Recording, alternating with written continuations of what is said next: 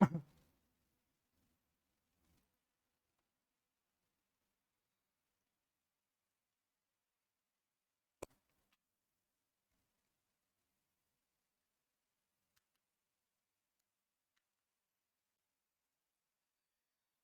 Hind, guys. Welcome to this session. I am Nutan Mishra, your English educator. How are you all? कैसे हैं आप सभी? Do let me know in the chat box. मुझे chat box में बताना ना भूलें। आशा करता हूं कि आप सभी स्वस्थ होंगे, मस्त होंगे और अपनी प्रेपरेशन को सही दिशा में आगे लेकर जा रहे होंगे। दोस्तों, साथियों, आज के सेशन में हम कुछ खास डिस्कशन करने वाले हैं। इसके पहले हमने आई गेस नाउन का एक सेशन लिया था, जिसमें हमने ये बताया कि नाउन आखिर है क्या, नाउन क्लॉजेस, नाउन फ्रेजेस, इन सभी चीज़ों को हमने डिस्कस किया और समझने का प्रयास किया। आज के सेशन में हम इसी बात को आगे बढ़ाएंगे और कुछ बेहतर विचारों को डिस्कस करेंगे। तो आप सभी का स्वागत करता हूं मैं आज के इस सेशन में। और दोस्तों, अगर आप सभी इस सेशन से पूरे तरीके से जुड़ चुके हैं तो कमेंट बॉक्स में अपनी उपस्थिति जरूर दर्ज कराएं। चलो,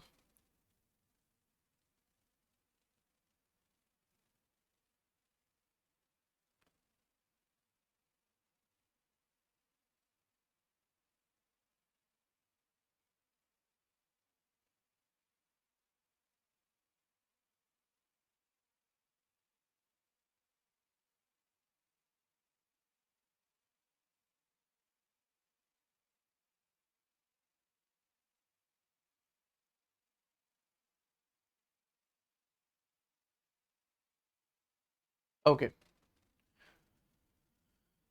दोस्तों, आइए आज के सेशन को शुरू करते हैं, है ना। कुछ आगे बात डिस्कस करते हैं।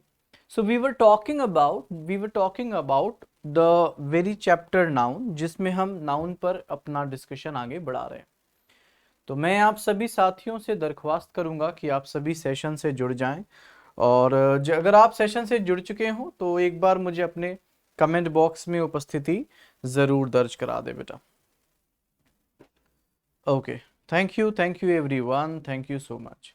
ओके बेटा, तो लेट्स स्टार्ट द सेशन। सबसे पहली बात कि मैंने आपको नाउन्स के पहले तो 5 टाइप्स बताए: proper noun, common noun, collective noun, material noun, abstract noun. और इन टाइप्स ऑफ नाउन के अलावा अगर हम बात करें तो एक और नाम सामने आता है, दैट इज काउंटेबल और अनकाउंटेबल। काउंटेबल और अनकाउंटेबल। गाइस, काउंटेबल और अनकाउंटेबल ये दो ऐसी नाउन्स हैं जिनके बारे में आप सभी सबसे ज्यादा, मुझे लगता है, डिस्कशन देखेंगे जब हम क्वेश्चन पर बात करते हैं। और पीडीएफ्स आप सभी को मिल जाएंगी, है ना। इसलिए ये मत सोचिए कि क्या हमें नोट नहीं करना, नोट तो आपको करना ही है, पीडीएफ भी आपको मिल जाएगी। सो आप बिल्कुल परेशान ना हो। सो गाइस, नाउन को काउंटेबल और अनकाउंटेबल इन दो पार्ट्स में डिवाइड किया जा सकता है। काउंटेबल नाउन वह नाउन है जिनकी गणना की जा सके, और अनकाउंटेबल नाउन वह नाउन है जिनकी गणना ना की जा सके। आप ये बात ध्यान रखिएगा, काउंटेबल नाउन वह नाउन है जिसकी गणना की जा सके। अगर आप किसी नाउन की गणना कर सकते हैं तो आप उसे काउंटेबल कहेंगे। काउंटेबल नाउन वह है जिसकी गणना की जा सके, यानी if you count anything you can say कि वो भाई काउंटेबल नाउन है।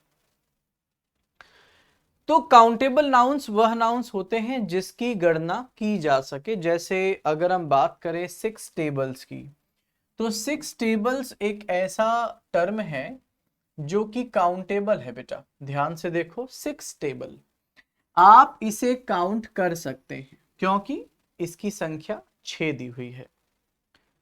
और फ्यू फ्रेंड्स भाई, आपने अगर कुछ दोस्त बनाए हैं तो वो कुछ दोस्त ऐसा नहीं है कि संख्या में गिनने योग्य नहीं है। भाई कुछ दोस्त होंगे, उसका अगर आप निश्चित संख्या ध्यान से सोचें तो कुछ 2, 4, 5, 10 पहुंचेगा। यानी अ फ्यू फ्रेंड्स भी काउंटेबल है, परंतु ये निश्चित संख्या का बोध नहीं करा रहा, और 6 एक निश्चित संख्या का बोध करा रहा है। इसीलिए इसको हम इनडेफिनेट नंबर कहते हैं, और ये डेफिनेट नंबर 6 है। मेनी मूवीज, अगेन ये भी इनडेफिनेट नंबर है, परंतु अगर आप एक दिन प्रण ले ले कि मैं मूवियों को गिनती में लाऊंगा, आप इसे गिन सकते हैं क्योंकि ये काउंटेबल है। सो पीडीएफ बिल्कुल मिल जाएगी, पीडीएफ बिल्कुल मिल जाएगी। और जिसे कोई भी असुविधा हो बेटा, Nitin Mishra VNS is the Instagram handle, go and DM मी, आप सीधे मुझे डायरेक्ट मैसेज कर सकते हो। अदरवाइज आप व्हाट्सएप यूजर हो तो आप 9889601589 पर व्हाट्सएप भी कर सकते हो। चलो, तो दोस्तों काउंटेबल नाउन के बारे में मैंने आपको जो बात बताई वो मैं दोहरा दूं।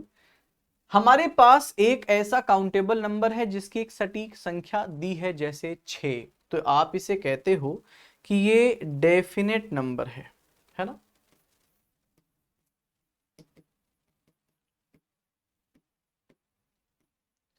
और अ फ्यू और मेनी की ओर अगर आप इशारा करो तो आप देखोगे ये दो ऐसे संख्या हैं जो कि इनडेफिनेट नंबर की ओर इशारा कर रहे हैं। तो यानी संख्या भी दो प्रकार की, डेफिनेट नंबर और इनडेफिनेट नंबर, है ना। और डेफिनेट नंबर में एक निश्चित संख्या दी होगी, इनडेफिनेट नंबर में कोई संख्या नहीं दी जाती। इसके आगे बढ़े तो अगला जो नाउन है वो है, आप इसे चाहे तो अनकाउंटेबल नाउन कह दें। अनकाउंटेबल नाउन वह नाउन होता है जिसकी गणना न की जा सके। अब गणना न की जा सके का अर्थ ये नहीं है कि उसकी संख्या ज्यादा है, संख्या ज्यादा है, एफर्ट लगेगा, समय लगेगा, पर वो गिन लिए जाएंगे। लेकिन अगर कुछ ऐसे नाउन हो जिनकी संख्या गिनी ही न जा सके, यानी गिनती के योग्य ही ना हो, तो गाइज उसे हम क्या कहेंगे, उसे हम अनकाउंटेबल नाउन कहेंगे। उदाहरण उदाहरण मेरे पास ये प्यारी सी पानी की बोतल है और इसमें बेटा पानी है। पानी को असल में गिना नहीं जा सकता, क्यों? क्योंकि पानी अनकाउंटेबल है। अगर मैं पानी को गिनूं तो इसकी गिनती इसलिए नहीं हो सकती क्योंकि पानी जो है वो सेपरेट नहीं किया जा सकता। यानी कोई भी चीज जो इनसेपरेबल है, जिसे आप पृथक पृथक नहीं कर सकते, आप उसे गिन भी नहीं सकते। और जिस भी नाउन को आप पृथक पृथक कर सकते हैं, आप उसे गिन सकते हैं। तो अगर कोई नाउन ऐसी है जिसको आप सेपरेट, सेग्रीगेट नहीं कर सकते, तो उसे आप अनकाउंटेबल नाउन के श्रेणी में रखेंगे, जैसे पानी। और अगर मैंने पानी को इस बोतल में एक डिफाइंड बाउंड्री में कैद कर लिया, स्टोर कर लिया और सेपरेट कर दिया, तो शायद बेटा बोतल के रूप में आप इसे काउंटेबल मान सकते हो, जैसे अ बॉटल ऑफ वाटर, ये काउंटेबल है।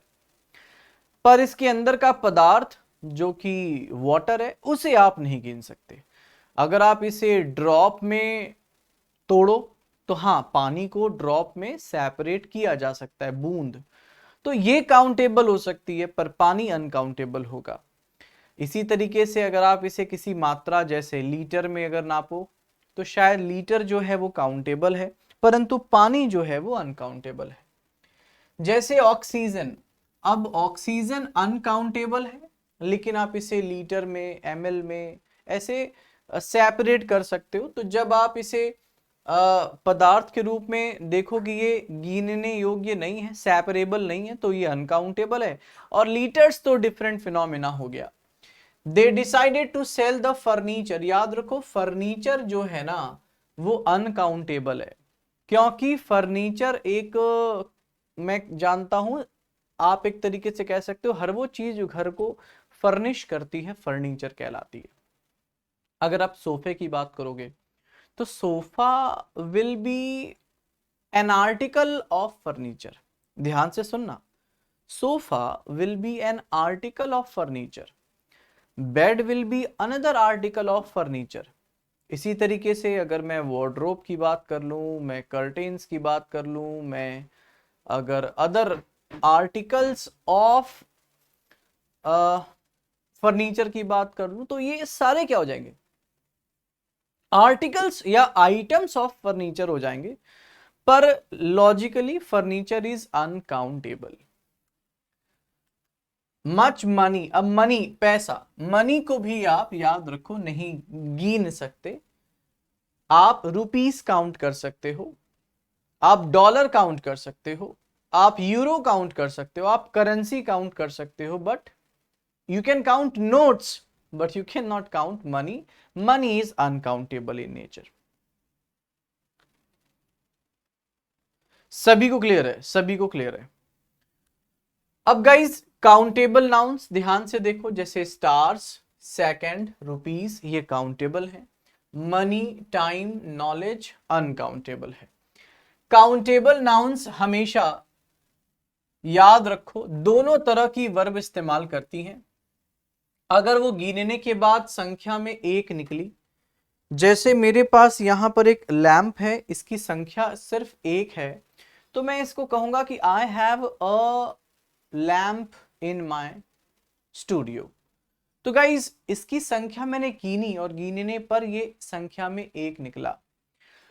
परंतु अगर मैं दूसरी कोई चीज ले लूं, जैसे उदाहरण के लिए मैंने यहां पर कुछ ऐसी चीजें ले ली, जैसे इनकी संख्या एक से ज्यादा है। If I can show you this, मेरे पास टेबल डेकोरेट करने के लिए दो पेपर वेट हैं, पर ये बहुत क्यूट से पेपर वेट हैं। They are paper weight but they are so cute.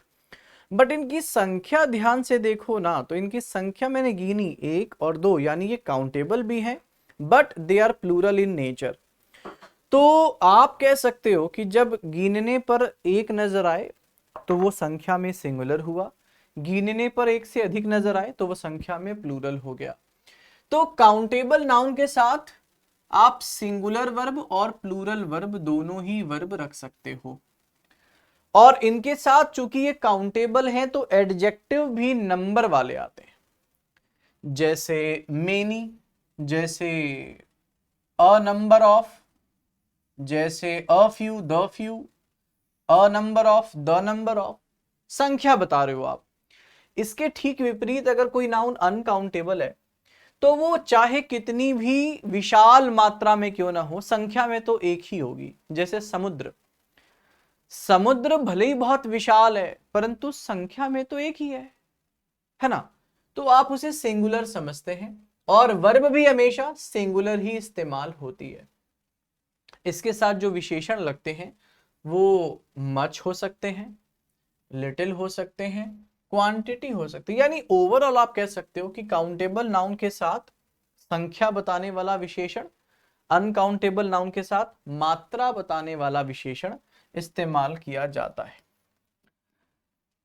हमेशा हम काउंटेबल नाउन की संख्या और अनकाउंटेबल नाउन की मात्रा ही बता सकते हैं।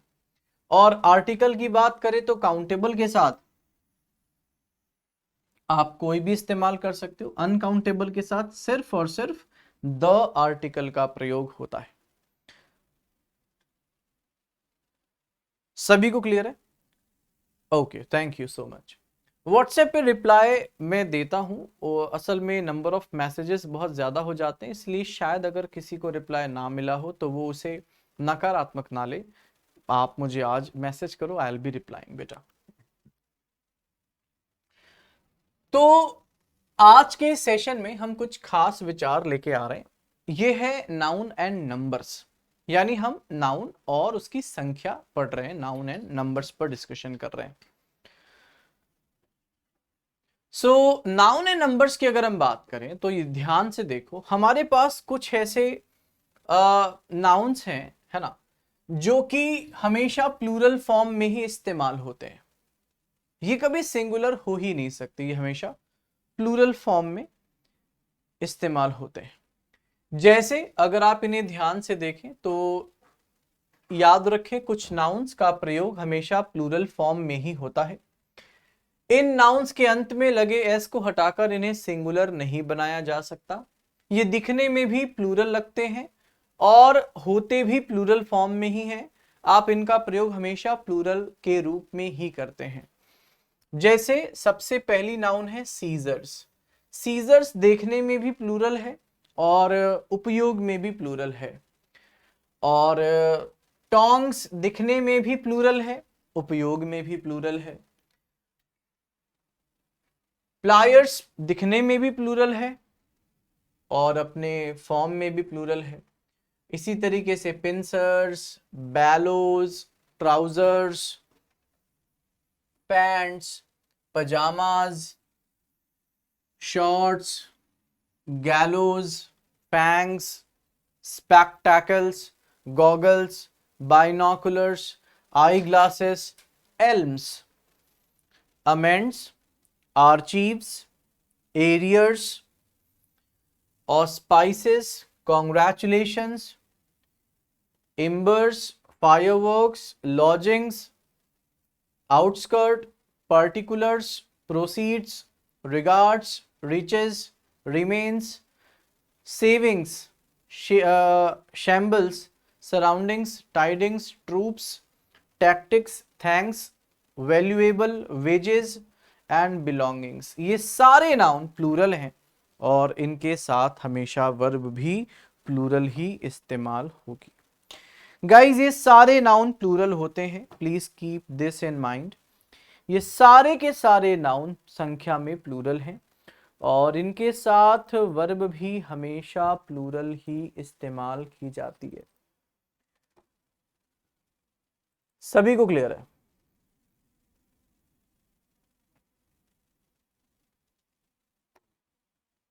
ओके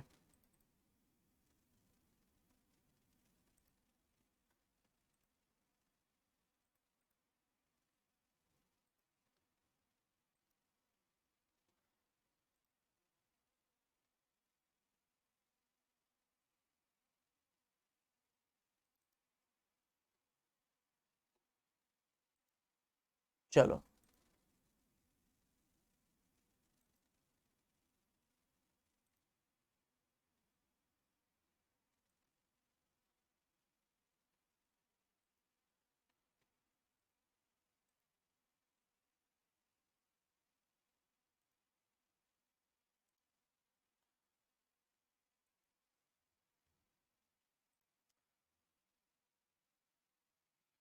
तो गाइज अगर ध्यान से आप देखो तो आप रियलाइज करोगे कि ये वो नाउन्स हैं जो कि प्रयोग में भी प्लूरल हैं और इनकी स्पेलिंग देखकर, इन्हें देखकर भी लगता है कि ये प्लूरल है। ओके चलो, अब गाइज यहाँ कुछ एग्जाम्पल्स हैं ताकि आप इस बात को अच्छे से समझ सके। अगर किसी ने कहा कि भाई मुझे पैंट्स का अपने सेंटेंस में इस्तेमाल करना है, कैसे करूंगा? तो भाई चूंकि पैंट्स प्लूरल होता है तो वर्ब हमेशा प्लूरल यानी आर का इस्तेमाल होगा। वेयर आर माई पैंट्स, तो आपने पैंट्स चूंकि प्लूरल है तो आपने प्लूरल वर्ब का प्रयोग किया। और यहां से मुझे एक चुटकुला याद आता है। बचपन में जब हम छोटे हुआ करते थे तो हमने एक चुटकुला अक्सर हम कहते थे और मुझे मेरे बड़े भैया ने एक चुटकुला सुनाया था। मुझे उन्होंने मुझसे पूछा कि नितिन जरा बताओ, पजामा एक वचन है कि बहुवचन है? अब मैंने कहा भाई मुझे तो तब पता नहीं, बट पजामा मेरे पास आज 5 पजामा है। तो मैंने कहा वो सिंगुलर है, वो एक वचन होगा। नहीं बेटा, पजामा ऊपर से एक वचन है पर वो नीचे जाकर बहुवचन हो जाता है। तो ऐसा जोक शायद आपको ये बात रियलाइज कराए कि जो पजामा है ना उसके 2 लेग्स होते हैं। इसी तरीके से पैंट्स, इसी तरीके से ट्राउजर्स, सीजर्स, अगर हम स्पेक्टेकुलर्स कहें, गॉगल्स कहें, बाइनोकुलर्स कहें, ये सारे नाउन बेसिकली आप ध्यान से देखो तो ये प्लूरल फॉर्म में है और इनका इस्तेमाल भी प्लूरल के रूप में किया जाता है। सो गाइज टोंग्स प्लूरल, इसीलिए आपने आर का प्रयोग किया। अगर हम बात करें प्रोसीड्स की तो प्रोसीड्स भी प्लूरल है, इसीलिए वर का प्रयोग किया। एसेट्स प्लूरल है, इसीलिए वर का प्रयोग किया। एल्म्स दान प्लूरल है, इसीलिए वर्ब का प्रयोग किया प्लूरल। सभी को समझ आया?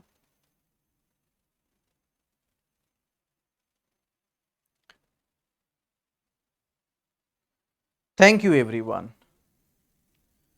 अब गाइस ध्यान से देखो, वेजेस, अगर हम वेजेस की बात करते हैं तो वेजेस का बहुत सारा अलग अलग यूसेज है और ऐसी बहुत सारी नाउन्स हैं जो कि अपने सिंगुलर रूप में किसी अर्थ और प्लूरल रूप में किसी और अर्थ के लिए इस्तेमाल की जाती है, यानी उसके प्लूरल फॉर्म में आते ही उसका अर्थ भी बदल जाता है। तो वेजेस का वास्तविक अर्थ होता है मजदूरी, यानी आप इसे मेहनताना भी कह सकते हो। किसी ने काम किया, आपने उसे वेजेस दिए, यानी उसे आपने मेहनत का पैसा दिया, मेहनताना या मजदूरी दी। और अगर हम वेजेस को प्लूरल में इस्तेमाल करते हैं तो याद रखो, वेजेस का प्लूरल फॉर्म में आंसर हो जाएगा wages are paid in cash, है ना। और wages of hard work in sweets is sweet. तो याद रखो, अगर वेजेस का आपने इस्तेमाल प्लूरल फॉर्म में किया है और आपने वेजेस का प्रयोग सिंगुलर फॉर्म में किया है तो ये अलग अलग अर्थ देते हैं। प्लूरल फॉर्म में मजदूरी का अर्थ आएगा वेजेस से, और सेंटेंस बन जाएगा कि भाई जो मजदूरी है उसको कैश में दिया गया। और वेजेस का एक और अर्थ होता है, अगर वो सिंगुलर के रूप में इस्तेमाल हुई है तो वेजेस को हम परिणाम भी कह सकते हैं। अगर वो सिंगुलर इस्तेमाल हुई है तो वेजेस को हम परिणाम भी कह सकते हैं, यानी वेजेस प्लूरल और सिंगुलर दोनों रूपों में प्रयोग होता है, इसके अर्थ भिन्न होते हैं। वेजेस अगर सिंगुलर है तो परिणाम, वेजेस अगर प्लूरल है तो मजदूरी। वेजेस ऑफ हार्डवर्क यानी कठिन परिश्रम का परिणाम, और वेजेस ऑफ अ लेबर यानी मजदूरी किसी मजदूर की। तो यहां पर याद रखें, अर्थ बदल गए। वेजेस का प्रयोग प्लूरल के रूप में मजदूरी का भाव देता है, वेजेस का प्रयोग सिंगुलर के रूप में परिणाम का भाव देता है, और आप इसे दोनों ही रूपों में यानी सिंगुलर और प्लूरल दोनों ही अर्थों में इस्तेमाल करते हैं। नोट भी कर लिया सभी ने? नोट भी कर लिया सभी ने? आगे बढ़ते हैं। कुछ नाउन्स दिखने में तो प्लूरल लगते हैं, they look that they are plural, लेकिन अर्थ में सिंगुलर होते हैं। यानी आप कह सकते हो कि एग्जाम्स शायद ऐसे नाउन से क्वेश्चन ज्यादा पूछते होंगे, क्योंकि इसमें चूक होना स्वाभाविक है। क्यों चूक होना स्वाभाविक है? क्योंकि देखने में लगते हैं प्लूरल पर एक्चुअली होते हैं सिंगुलर, यानी यहां पर शायद पॉसिबिलिटी ऑफ एरर है और क्वेश्चन यहीं से उठता होगा। बिल्कुल सही बेटा। कुछ नाउन दिखने में प्लूरल लगते हैं लेकिन इनके अर्थ सिंगुलर होते, आपको भी इनका प्रयोग सिंगुलर की भांति करना होगा, जैसे न्यूज, जैसे इनिंग्स, जैसे पॉलिटिक्स, जैसे समन्स, जैसे फिजिक्स, जैसे इकोनॉमिक्स, जैसे इथिक्स, जैसे मैथमेटिक्स, जैसे mumps, measles, rickets, shingles, billiards, athletics. आप जरा इन्हें उच्चारित करो या आप इन्हें लिखा हुआ देख रहे होगे तो आप ये रियलाइज कर रहे होगे, they all seems to be plural but actually they are singular in nature. Now since they are singular in nature, आप हमेशा सिंगुलर वर्ब का प्रयोग करते हैं, जैसे no news is good news. देखने में आपको ये भले ही भ्रमित करे परंतु ये सिंगुलर होती है। पॉलिटिक्स सिंगुलर है, आपने क्या किया, इसका प्रयोग किया। इकोनॉमिक्स इज, एथिक्स डिमांड्स, यानी ये सारे नाउन संख्या में सिंगुलर हैं, आप वर्ब को भी सिंगुलर ही रखोगे। अब गाइस ध्यान से देखो, कुछ नाउन्स दिखने में सिंगुलर लगते हैं लेकिन इनका प्रयोग प्लूरल होता है। ये देखने में प्लूरल लग रहे थे और इसका इस्तेमाल सिंगुलर की तरह होता है और यहीं पर भ्रम होता है। वैसा ही एक भ्रम यहां पर भी है, ये देखने में तो सिंगुलर लगते हैं पर एक्चुअली में ये प्लूरल हैं, जैसे कैटल, जैसे cavalry, infantry, poultry, peasantry, children, gentry, police, people. तो ये सारे नाउन देखने में तो सिंगुलर हैं लेकिन आप इन्हें प्लूरल की तरह इस्तेमाल करते हैं। सभी को समझ आया? और चूंकि ये ऑलरेडी प्लूरल हैं, आप इनके साथ एस और ईएस ऐड नहीं करेंगे, क्योंकि प्लूरल को प्लूरल बनाना बेवकूफी होगी। ये ऑलरेडी प्लूरल हैं, तो आप इनके साथ प्लूरल बनाने के लिए एस ईएस नहीं लगाएंगे। तो आप समझे, कैटल्स या चिल्ड्रंस लिखना गलत है, क्योंकि कैटल खुद ही प्लूरल है, तो चिल्ड्रंस खुद ही प्लूरल है, एस ऐड करना उचित नहीं होगा। Cattle are grazing in the field, our infantry have marched forward, police have arrested the thieves. तो यहां पर आप देखें तो आप पाएंगे कि ये नाउन ऑलरेडी प्लूरल है, तो आप इनके साथ हमेशा प्लूरल वर्ब का ही इस्तेमाल करेंगे। अब गाइस थोड़ा और आगे बढ़ते हैं। कुछ नाउन का प्रयोग केवल सिंगुलर के रूप में ही किया जा सकता है। आप जरा यहां पर फोकस करना, आप देख रहे हो कि यहां पर थोड़ा कंपल्शन दिया जा रहा है, यहां पर स्ट्रेस दिया जा रहा है कि बच्चों आप सिर्फ और सिर्फ सिंगुलर में ही इस्तेमाल करना, यानी एक डिक्टेटरशिप है कि अगर खबरदार जो प्लूरल इस्तेमाल किया, हमेशा सिंगुलर इस्तेमाल करना। अब अगर हम रेट्रोस्पेक्ट में जाएं और सोचें कि आखिर ऐसा क्यों कहा जा रहा है कि सिंगुलर ही इस्तेमाल करना, सिंगुलर ही इस्तेमाल करना, शायद इसलिए क्योंकि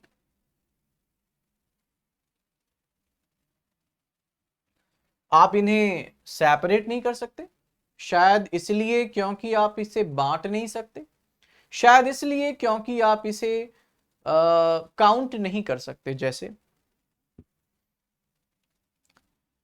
फर्नीचर आप गिन नहीं सकते, यानी जब संख्या नहीं बता सकते तो मात्रा बताएंगे, और मात्रा बताते समय हमेशा सिंगुलर ही होता है। जैसे scenery uncountable, poetry uncountable, advice uncountable, information uncountable, hair uncountable, business uncountable, mischief. अच्छा, ये ध्यान देना कि सारे नाउन अनकाउंटेबल हैं, इसका मतलब ये नहीं है कि इनकी संख्या ज्यादा है, इसका मतलब है कि ये संख्या में एग्जिस्ट ही नहीं करते, ये मात्रा में एग्जिस्ट करते हैं। Mischief, bread, stationery, crockery, luggage, baggage, postage, knowledge, wastage, jewellery, breakage, equipment, work, evidence और वर्ड, ये सभी शब्द आपस में अनकाउंटेबल इन नेचर है। दे ऑल आर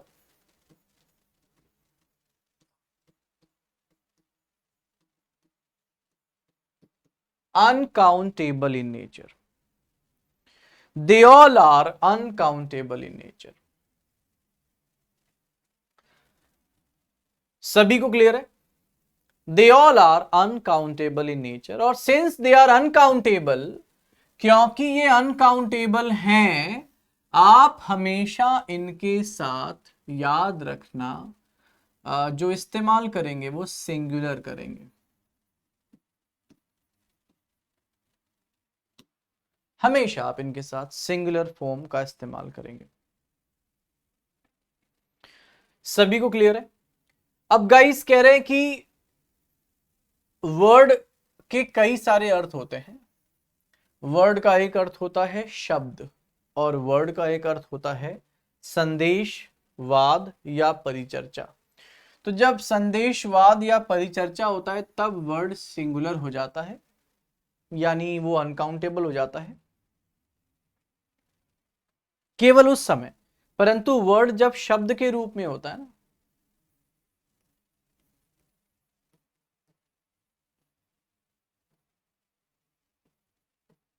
अभी ये काउंटेबल है, और इस समय ये अपने सिंगुलर और प्लूरल दोनों फॉर्म में हो सकता है। सभी को क्लियर है क्या? सभी को क्लियर है क्या?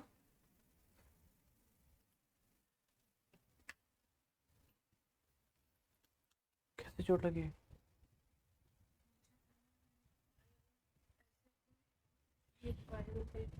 देखो यार,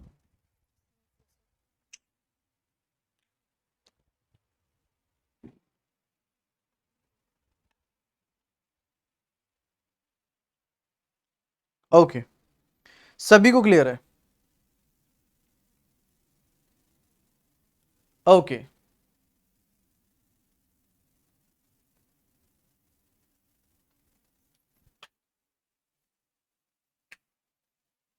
थैंक यू एवरीवन। सभी को क्लियर है ना?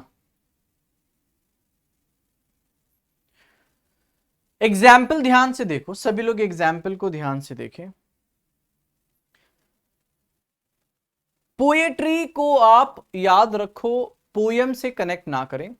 पोयम काउंटेबल है क्योंकि आप कविता को गिन सकते हो, पर कविता के संग्रह को गिना जाना संभव नहीं है। सभी को क्लियर है? कविता के संग्रह को गिना जाना संभव नहीं है। चलो, तो पोएट्री दरअसल क्या है ना, पोयम से भिन्न है। पोएट्री अनकाउंटेबल है, पोयम काउंटेबल है। यहां पर देखो ध्यान से, सीनरी, सीनरी चूंकि अनकाउंटेबल है, हमेशा आप सिंगुलर वर्ब का प्रयोग करोगे। आप सीनरी को सिंगुलर की भांति ही इस्तेमाल करोगे। इंफॉर्मेशन हमेशा ध्यान से देखो सिंगुलर होगा। मिसचीफ हमेशा सिंगुलर इस्तेमाल होगा। अगर हम बात करते हैं हेयर, आपके जो बाल हैं ये अनकाउंटेबल हैं क्योंकि आप इन्हें सेपरेट नहीं कर सकते। याद रखना, ये मत सोचना कि ये संख्या में ज्यादा है, संख्या में है ही नहीं, ये मात्रा में है बेटा। I have bought some equipment, ये जो इक्विपमेंट है ये भी अनकाउंटेबल इन नेचर है। ये सारे नाउन अनकाउंटेबल इन नेचर हैं एज इन सिंगुलर फॉर्म।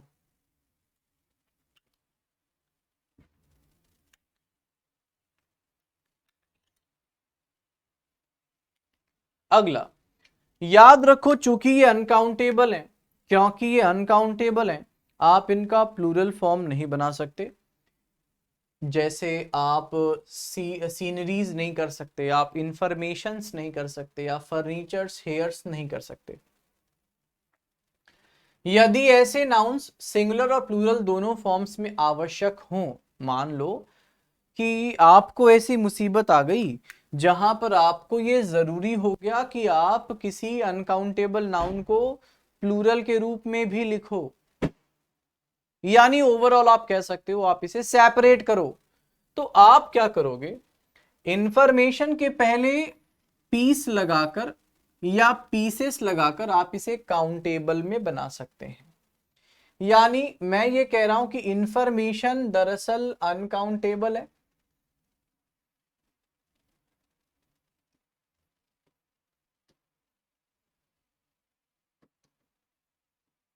और जैसे ही आपने अ पीस ऑफ इंफॉर्मेशन लिखा, ये बन गई काउंटेबल। और ये पीसेस ऑफ इंफॉर्मेशन भी क्या है, ये भी क्या है, काउंटेबल है।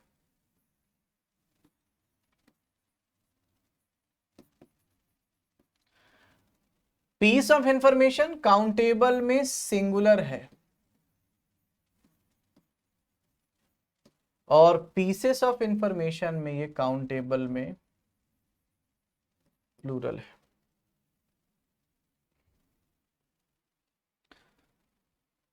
सभी को क्लियर है? ध्यान से देखो, इंफॉर्मेशन सामान्य तौर से अनकाउंटेबल है, आप इसे सेपरेट नहीं कर सकते, यानी आप इसे गिन नहीं सकते। लेकिन अगर कोई ऐसी समस्या है जहां पर आपको उस अनकाउंटेबल नाउन को काउंटेबल नाउन में बदलना पड़े, तो व्हाट विल यू डू, आप ऐसे कुछ शब्दों का प्रयोग करोगे, जैसे पीसेस ऑफ इंफॉर्मेशन ये प्लूरल हो गया, अ पीस ऑफ इंफॉर्मेशन ये सिंगुलर हो गया। मेनी काइंड्स ऑफ फर्नीचर, अब आपने फर्नीचर के काइंड बताए है ना, या दिस काइंड ऑफ फर्नीचर, ये आपने उसको सिंगुलर के तरीके से या प्लूरल के तरीके से ओवरऑल काउंटेबल के रूप में इस्तेमाल किया, जबकि फर्नीचर अनकाउंटेबल है। ज्वेलरी का आर्टिकल क्या कर रहा है, उसे ज्वेलरी को अनकाउंटेबल को काउंटेबल के रूप में लिखने का प्रयास कर रहा है। ब्रेड अनकाउंटेबल, स्लाइस से आप उसे क्या कर रहे हो, गिन रहे हो, तो ये काउंटेबल बन गया। Some items of office stationery क्या है? आपने अनकाउंटेबल नाउन को काउंटेबल नाउन के जैसा लिखने का प्रयास किया। A strand of hair in the car, again यहां पर आपने बाल के एक स्ट्रेन को काउंटेबल के तरीके से इस्तेमाल किया। तो मेरे प्यारे साथियों, मुझे आशा है, मुझे विश्वास है कि आपको ये सारी बातें क्लियरली समझ आई होंगी। एंड आगे हम और डिस्कशन करेंगे। फिलहाल इस क्लास में इतना ही, अगले क्लास में फिर मुलाकात करते हैं। Till then bye bye, take care, अपना ख्याल रखें, खूब मेहनत से पढ़ाई करें, सिलेक्शन लें, हम सबका नाम रोशन करें। और अगर कोई भी समस्या है तो feel free to reach me out. Have a great day guys. जय हिंद, जय भारत।